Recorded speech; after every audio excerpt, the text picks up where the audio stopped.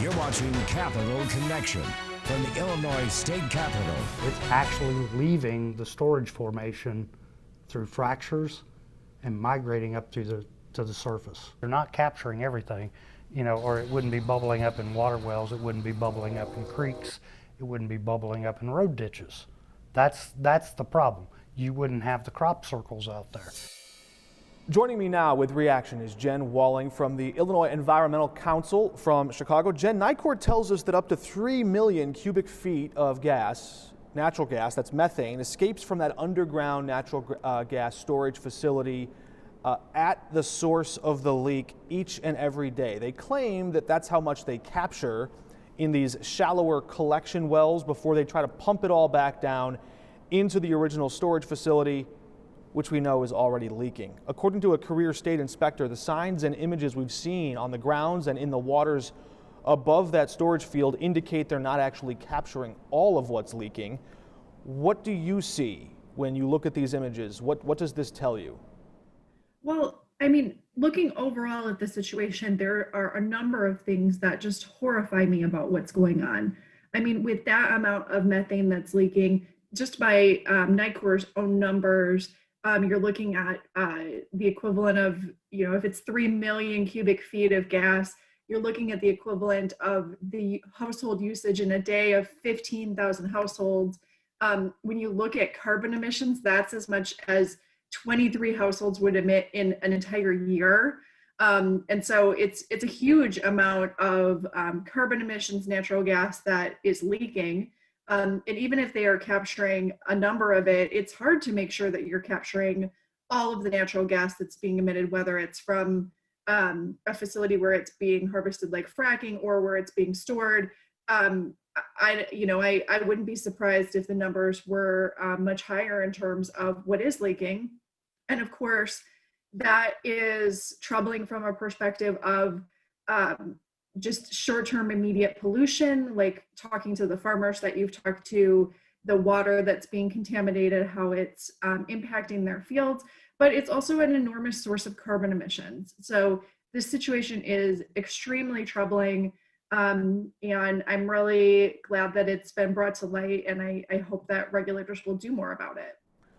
That brings us to our next question here. It's a great segue. Moments before we reported this story, we obtained a memo from the Department of Natural Resources written to the Illinois Attorney General back in 2017. That would have been the Rauner administration's IDNR to the Lisa Madigan Attorney General's office, saying that ongoing leak requires enforcement action.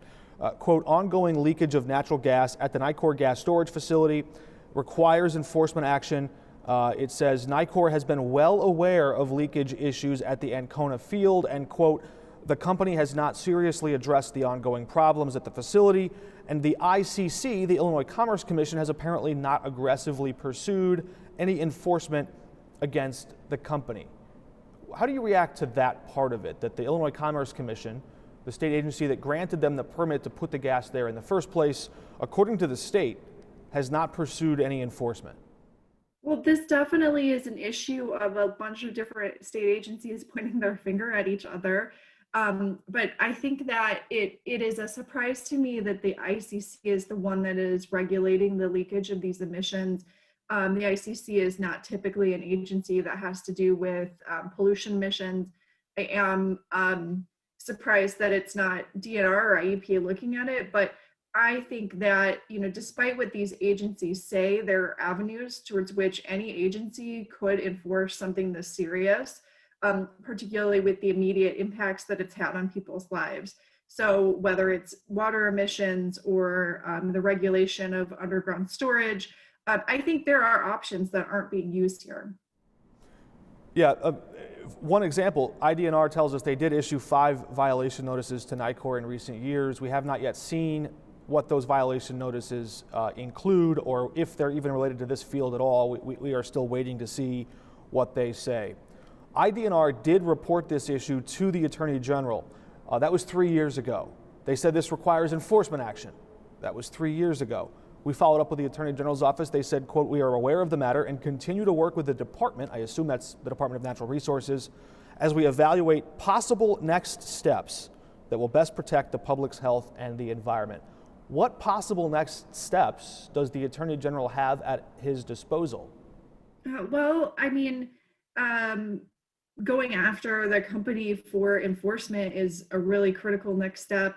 I have no, sorry.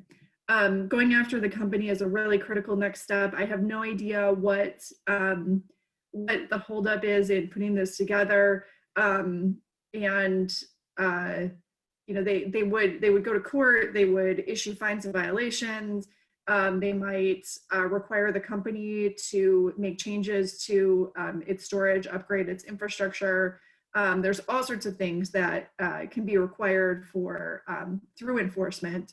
And those fines and fees are really important to help undo the damage that has been done to the environment, to people's property, et cetera. So I'm assuming this case is pretty complicated, but I would like to see it enforced for sure.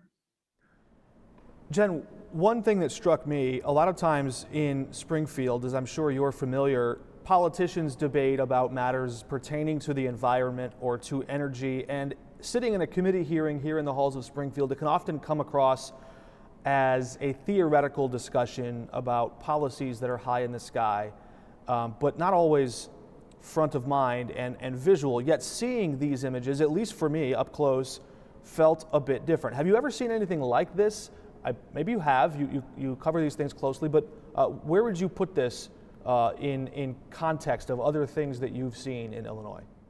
Well, I think that, you know, what tends to catch the public's eye in terms of damages ends up being those big disasters, you know, piles of tire burning or just a one-time pollution event. What's a little different about this is just the emissions over time that just have been allowed to happen. And I'm aware of some things like that, but not many, where this has just been just slowly been allowed to happen. And it seems like it's something that has occurred over decades, going back to the 70s in terms of how long NICOR has operated these fields. So it's interesting to see. Are there specific actions that you're prepared at this point to say you'd like to see state agencies, the Attorney General, take? Well, definitely there should be an enforcement action. And, you know, I don't care which state agency it comes from. I think the agencies should work together to bring forward as much as possible, even if it's from all the agencies. This needs to be enforced against. This is a really bad action that needs to go after, not only for the property damage, but the carbon emissions that are being released and the climate change potential from this. And I think that we'll have to look at legislation. I mean, are there regulatory gaps? Is the ICC the best agency to manage this when they don't typically manage other pollution, although they do regulate pipelines? I think that we already were looking at the impact of different pipeline and gas storage tanks and the way that, you know, if you take it apart, if it's end life, what is the agricultural impact, and making sure there's an agricultural impact mitigation. And so I think all of those things are things we'll have to look at with different stakeholders. So there could be possible follow-up legislation that needs to happen in dealing with this. But I would like to see, because it's going to be a while. We don't know when we're going to be in session able to do anything about this. And even if we do, it would have to go through a pollution control board process to make sure the rules are right. So even with legislation, it could take years to have new rules on this. And so I think that the agencies that are involved just need to bring out their whole toolkit and look at different options to see what they can do. All right, Jen Walling joining us from the Illinois Environmental Council with reaction to what we've seen from that ongoing leak dating back to the early 1970s in Ancona Garfield, that storage field that NICOR Gas maintains. Jen, thanks for joining us. Yeah, no problem. Thank you. And we're back in just a moment.